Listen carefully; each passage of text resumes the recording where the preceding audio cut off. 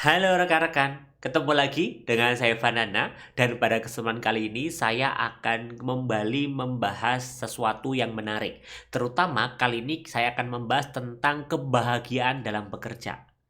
Kenapa sih kita perlu bahagia dalam bekerja? Dan memangnya kalau saya nggak bahagia bekerja, memangnya kenapa? Yuk kita simak di video kali ini. Kalau benar kata tadi rekan-rekan bertanya, memang kalau saya nggak bahagia dalam bekerja, so what? Memang kenapa? Jawaban saya adalah, ya rekan-rekan akan rugi. Kenapa rugi? Karena kenyataannya, realitanya saat ini kita bekerja 8-10 jam sehari. Yang itu artinya bisa jadi sepertiga atau bahkan setengah kehidupan kita setiap harinya kita habiskan untuk bekerja.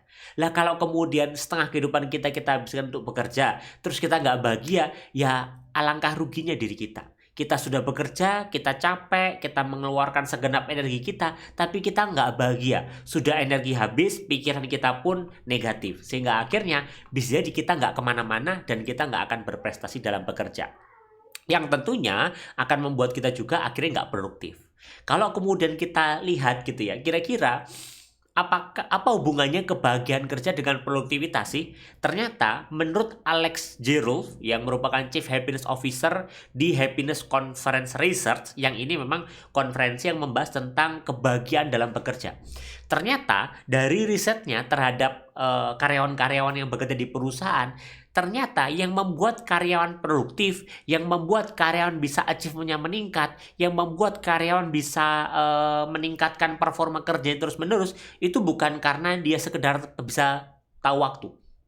Bukan juga karena dia bisa membuat to-do list pekerjaan dia bisa membuat prioritas pekerjaan dia. Bukan juga karena bisa membuat kalender yang terstruktur. Dan juga bukan karena kita bisa membuat sebuah prioritas. Tapi memang peringkat pertama yang membuat kita produktif, yang membuat achievement kita terus meningkat, hasil risetnya adalah karena kita bahagia ketika kita bekerja. Loh kok bisa? Ya bayangkan aja teman-teman, ketika teman-teman bekerja nggak bahagia, otomatis kan ketika bekerja ada kekesalan, ada penyesalan, ada rasa ogah-ogahan, ada rasa males yang itu membuat kita akhirnya kerjanya setengah-setengah. Padahal kita sudah effort waktu kerja setengah-setengah. Akhirnya apa? Lagi-lagi kita rugi. Maka kalau kita benar-benar mau meningkatkan produktivitas kerja kita, yuk kita mulai dengan kita bahagia bekerja.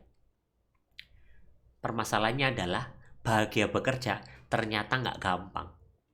Untuk bisa happy dalam bekerja itu nggak gampang. Ada banyak variabel di dalam pekerjaan kita yang setiap harinya berpotensi membuat kita itu nggak happy. Terus gimana ya caranya biar saya itu bisa bahagia dalam bekerja? Nah, ini adalah penelitian yang dilakukan oleh Toluna Group yang menggunakan Udemy gitu ya, yang menggunakan basisnya. Dia mensurvei 1.000 pekerja di Amerika Serikat di pekerjaan ya paruh waktu ataupun penuh waktu. Jadi ini. Nah, ternyata dari 1.000 orang, 69 responden menyatakan bahwa saat ini mereka bekerja di pekerjaan impian mereka. Tapi pekerjaan impian mereka itu ditentukan oleh 3 hal. Jadi mereka bahagia karena mereka kerjanya itu sesuai dengan impian mereka. Nah, pekerjaan impian itu ditentukan dari 3 poin penting utama. Yang berarti secara nggak langsung kalau 3 poin utama ini tercapai, kita akan bahagia bekerja. Apa sih 3 poin itu? Yang pertama adalah keseimbangan dalam bekerja. Jadi bekerja jangan bekerja aja tapi perlu balance. Ada kalanya kita bekerja, ada kalanya kita bahagia, happy-happy bersama teman, ada kalanya kita menjaga kesehatan kita juga ya. Makanya kemudian sekarang di perusahaan-perusahaan digalakkan hidup sehat dengan menyediakan tempat sepeda dan sebagainya. Jadi keseimbangan dalam bekerja, nggak cuma kerja aja tapi juga hubungan kita, rohani kita, dan juga kesehatan kita pun harus dijaga. Satu yang kedua adalah orang itu ternyata happy bekerja ketika ada ruang pembelajaran. Ketika dia terus improve dari segi knowledge, skill dia, itu maka dia akan happy dalam bekerja. Maka kita perlu memastikan ketika kita bekerja, kita terus improve. Karena itu yang akan mendorong kebahagiaan kita. Dan yang ketiga adalah tentang misi perusahaan. Ternyata karyawan-karyawan yang happy bekerja, ketika mereka melihat misi perusahaan itu sejalan dengan misi mereka, dan misi perusahaan itu memiliki value sosial, artinya berdampak terhadap lingkungan sekitar ataupun masyarakat.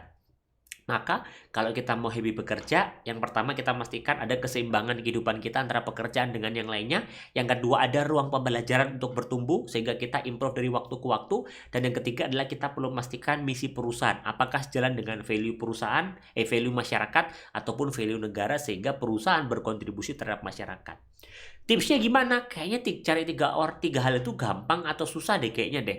Gimana caranya tipsnya? Yang pertama adalah temukan dulu kebahagiaan apa yang ingin rekan-rekan raih, apa kebahagiaan yang ingin teman-teman capai, dan kemudian lihat, selaraskan dengan perusahaan. Apakah kebahagiaan itu bisa teman-teman dapatkan di pekerjaan. Setelah itu, ketika teman-teman sudah bekerja, biasakan mengambil jeda. Jangan kerja-kerja terus, tapi gunakan juga ruang untuk belajar dan improve diri terus-menerus. Yang ketiga adalah pahami motivasi apa untuk terus bekerja saat ini. Jadi kita perlu membayangkan apa sih hal-hal yang memotivasi saya untuk bekerja di perusahaan saat ini. Itu teman-teman perlu dapat. Kalau teman-teman nggak dapat apa yang memotivasi teman-teman bekerja, ya teman-teman nggak akan enjoy, nggak akan happy. Terus yang keempat adalah 3 hal ini nggak lengkap kalau yang keempat nggak ada, yaitu apa? Bersyukur atas setiap kondisi yang ada. Jangan hanya melihat dari sisi negatifnya, tapi coba lihat dari angle berbeda, sisi positif. Apa hal-hal yang perlu Anda syukuri dari keadaan yang terjadi di pekerjaan Anda saat ini. Mungkin itu 4 tips yang bisa saya bagikan kali ini. Moga-moga bermanfaat dan sampai ketemu di video selanjutnya.